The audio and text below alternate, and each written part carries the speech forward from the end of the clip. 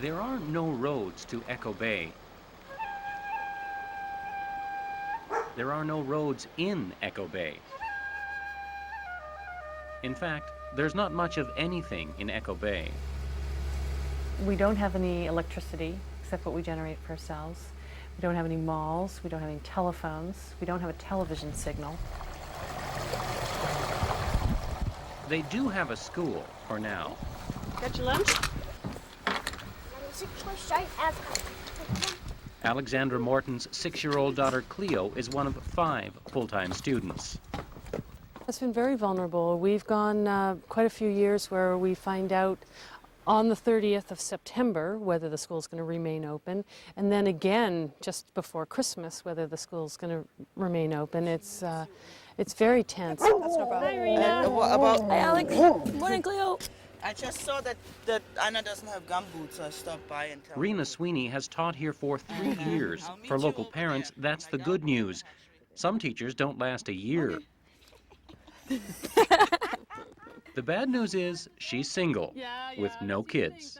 When I pack up and head out for the summers, there's always a joke that maybe I'll go meet a man with lots of kids and bring them back and boost the student population.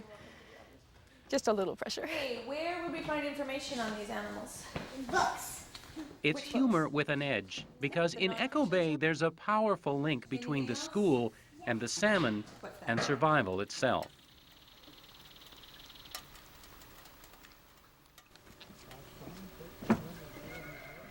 The sea provided me with a livelihood for about 40 years. Billy Proctor has lived all of his 67 years on this small stretch of the BC coast.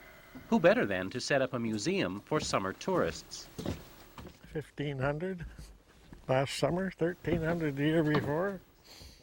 Bottles, all kinds of bottles. All these artifacts were Chinese collected beer from bottles. local beaches and forests. Mementos of days when Billy had lots of neighbors. When I first moved in this bay, there was 7 families here.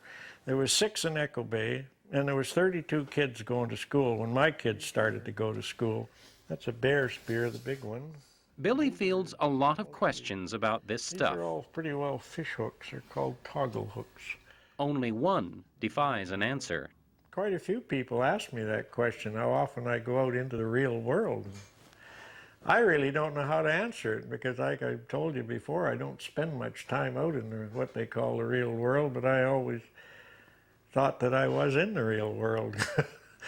Part of nature out here, so what's more real than this?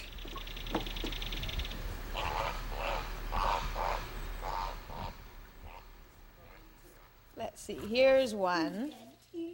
I have 2 pairs of antennae for sensing where I am. It's Wednesday, so the kindergarten students are here. The class balloons to 7. Can we make like all different sorts of animals in the ocean? They're young, but these kids know a lot about the real world, more than most urban adults. What was under it? Crabs. Oh, crabs? Last year there was a dead gray whale that washed up on the beach a few bays over, and when Alex went to do the autopsy, she just gave us a call, and we made a few calls to get parental permission, and then hopped in boats and went down to take part in it. And so they're not, I mean, they were up to their elbows too, helping to pull the intestines out, and that they were involved in it. Alexandra Morton, is a whale researcher. I'm so captivated by this ecosystem. She lives in one of the homes that cling like rare barnacles to the edge of Guilford Island, close to her real world, the world of the whales.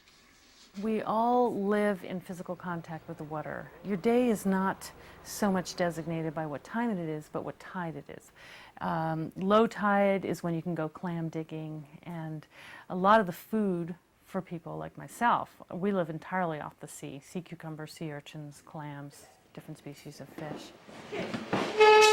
Small wonder her daughter knows more about dolphins than days of the week. Now what was tomorrow? Monday? No. Wednesday. No, what's the day after Wednesday? Tuesday. No, that's the day before Wednesday. What's the day after Wednesday? Tuesday. Thursday. Yeah. Which one of these is Thursday? Is this Thursday? Stick together. Stick together. A field trip in Echo Bay, a short hike behind the school, to the salmon streams the kids have been studying and helping to restore. Oh, not yet. Just carry this down, okay? There's really two things I think that bring people together out here. One is the salmon, but the other is the school and our kids. Go! Do it!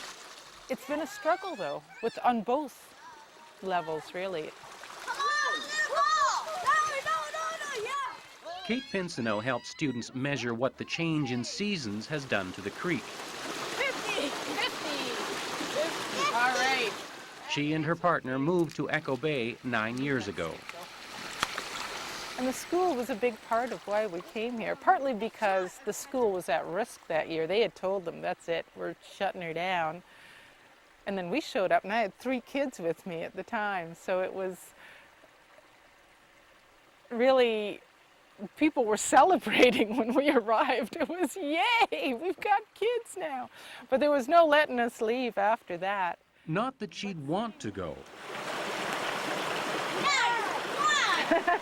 Living in this real world, sharing it with kids like her daughter Elena, is a challenge she cherishes.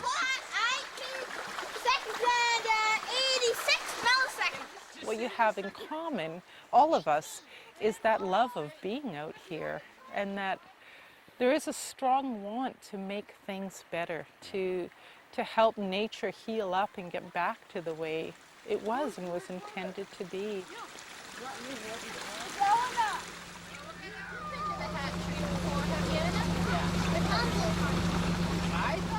Echo Bay's version of the school bus heads out for another field trip. You think that's pretty funny, eh? A tuna fish eating your teacher? This time, they're bound for the salmon hatchery. It's definitely a boy, huh? Can you tell? Yeah, I can tell. There's one paid employee and an entire community of volunteers. Now, why do we have to help the salmon? They might go extinct. See how nice and pink they are? From early childhood, these kids understand what the wild salmon mean to the real world around them.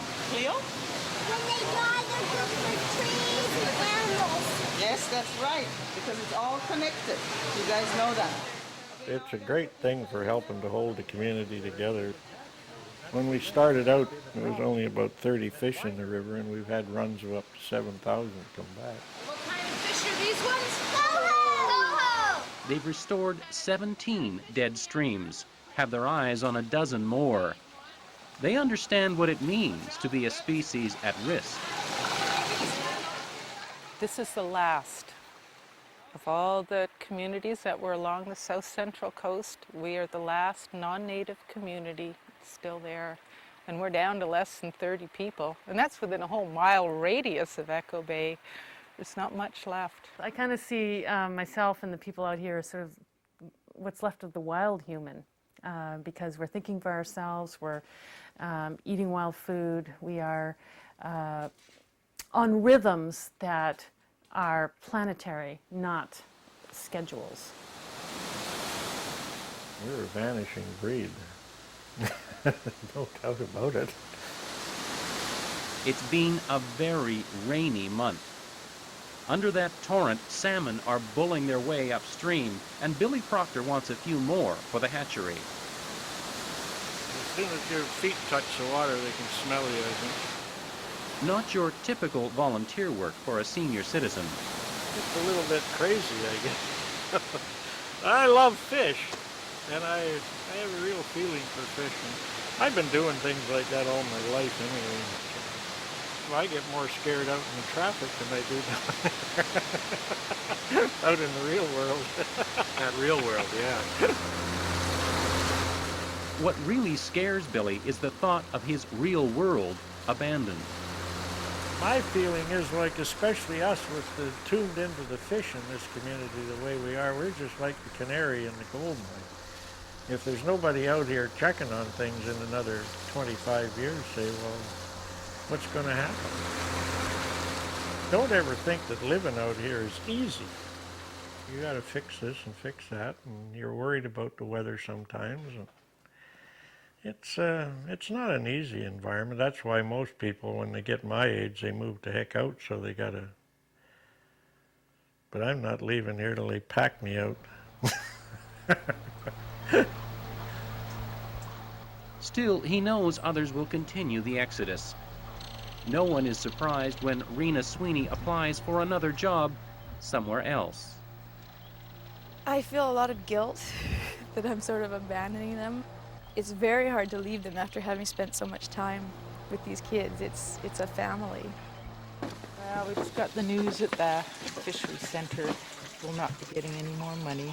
Then a bigger blow. There's no more provincial money for Echo Bay's salmon restoration work.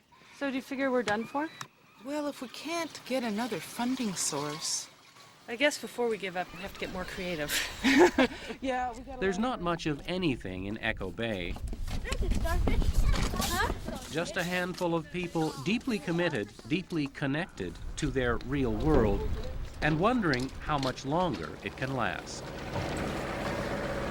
Bye, Alice. Bye, Dean. Bye, Dean. Bye, JJ. Bye, Joey. The people that are left here now have a very strong desire to be here.